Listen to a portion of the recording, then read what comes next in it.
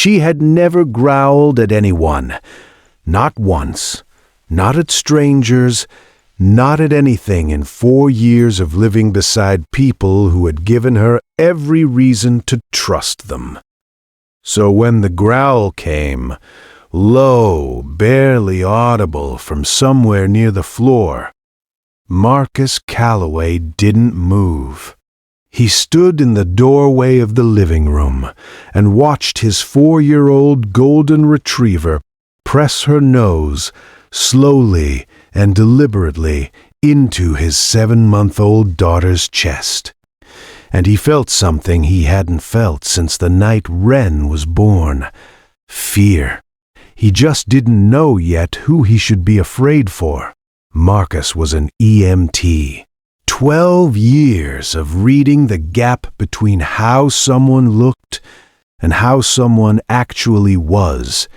He had held strangers' hands while they were dying and kept his voice level doing it. His wife Delia had once said the most unnerving thing about him was how calm he got when everything else went loud. Sundance had come into their lives 6 months before Wren did. A rescue, malnourished, with a scar above her left eye the shelter staff couldn't explain. She had taken 4 months before she'd sleep near the bedroom. Another 2 before she'd let Delia pet her without flinching. By the time Wren arrived, Sundance had become the calmest presence in a house running on no sleep and constant noise. She moved around the baby the way water moves around a stone. She had never once startled her, never pushed, never pressed close unless invited. That was the life Marcus knew. That Tuesday it ended. Wren had been sitting up unassisted for 11 days, the wobbly, arms-out kind that makes every parent reach for a phone camera. Marcus had set her on the play blanket, hemmed in by soft toys, and gone to the kitchen for a coffee. He was gone 4 minutes, maybe 5. When he came back, Sundance was not beside her. She was over her, body stiff, nose pressed into the baby's sternum, with a pressure that was slow and deliberate, and not anything Marcus had a word for yet. Not aggressive, not playful, something that looked less like behavior and more like purpose. Sundance, off. The dog lifted her head and looked directly at him, then lowered it again. He crossed the room, took her collar, pulled. She came without resistance, sat where he placed her, and the moment his hand released, she returned.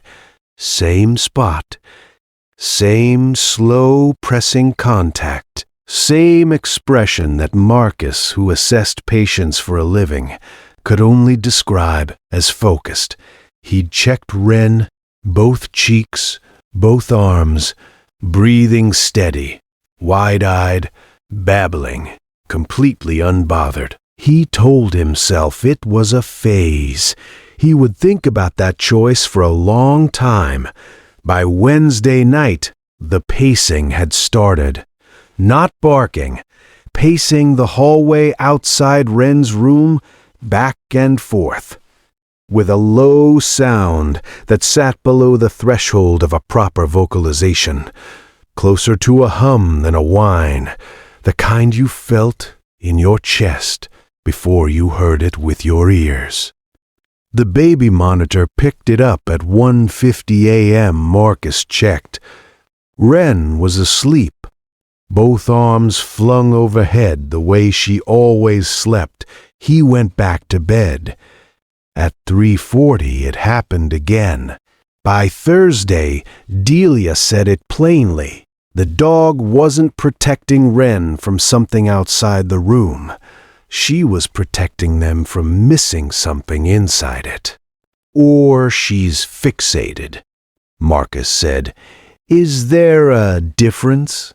Delia said. He didn't answer, because the EMT in him, the part that read scenes from doorways, had started to file something away. Wren had been quieter the last 2 days, less interested in her morning bottle. Nothing he could chart, nothing he could point to and call a symptom. Just the specific, hard-to-name wrongness of a baby who is not quite herself. He told himself babies had off days. Then, Thursday evening, Sundance stopped eating. Full bowl on the floor. She lowered herself to the carpet, 2 feet from the play blanket, fixed her eyes on Wren, and would not move, would not come when called, would not take the treat Marcus extended toward her.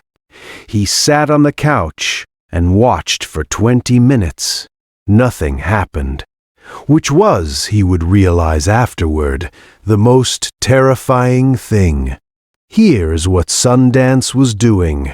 Biologically, a dog's olfactory system processes scent through 2 separate channels, the main nasal passage and a secondary organ called the Jacobson's organ, dedicated entirely to reading chemical signals.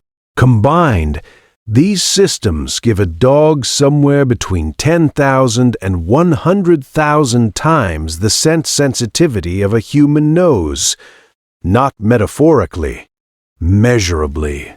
When Wren's blood oxygen began to drop, slowly, over 2 days, her body began producing specific volatile organic compounds that altered the chemical signature of her breath. Compounds a human nose cannot detect at low concentrations, but precisely the kind of early-stage changes that a bonded dog will often sense and respond to instinctively.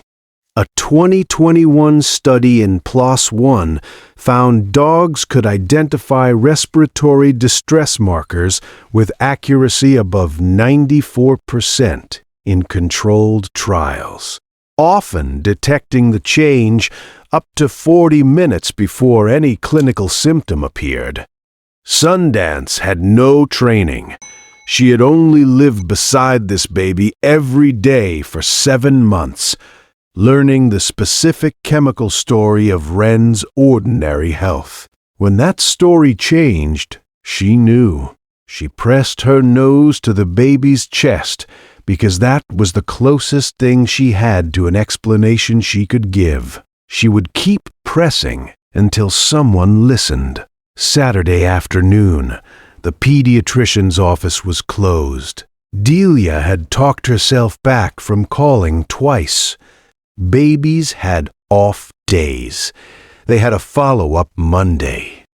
At 4:17 p.m., Sundance walked to where Wren was sitting and placed her paw, with what Marcus later described as almost surgical precision, directly over the baby's chest, and held it there. Delia made a sound Marcus couldn't name. He was already moving. He picked Wren up.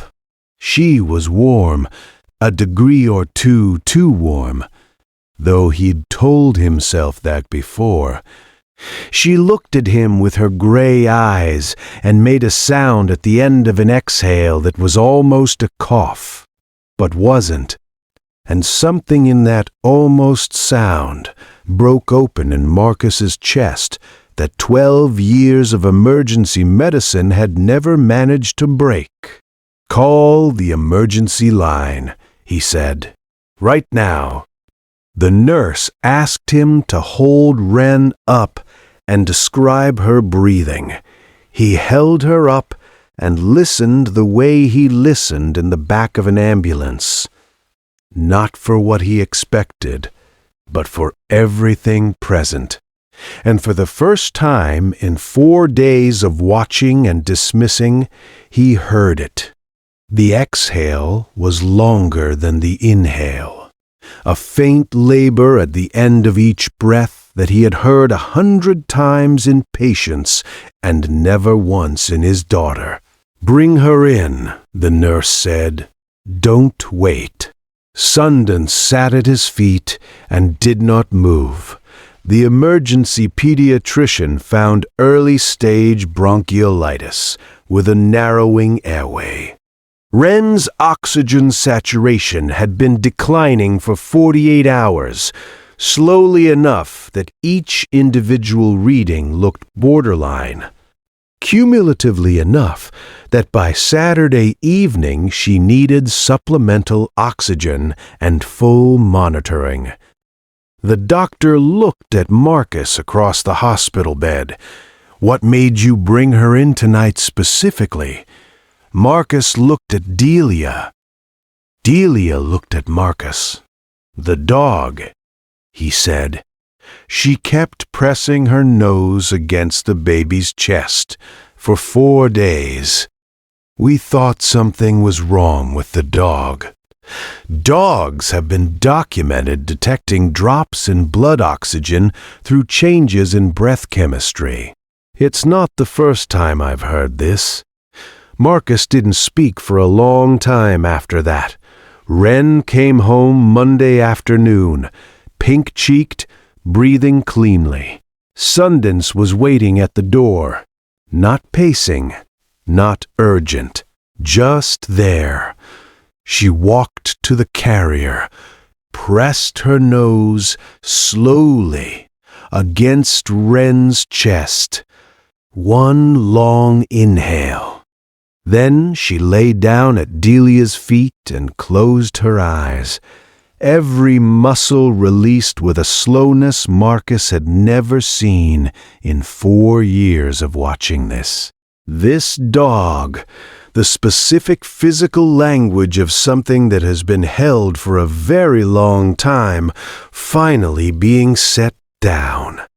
She already knew, Delia said quietly. Before we carried her through the door, I watched her just let go. She had been waiting 4 days to do that. That night, Marcus sat on the floor with Sundance's head in his lap and didn't speak. He thought about the number of times he had grabbed her collar and pulled. He thought about the word fixated and how close he had come to treating the most precise act of medical detection he had ever witnessed as a behavioral problem to be corrected. He had been an EMT for 12 years. A dog had outread him. The house was quiet. Through the baby monitor, he could hear Ren breathing, steady, even. Each inhale matched to its exhale, and he didn't say anything. He didn't need to. The dog had already heard everything that mattered.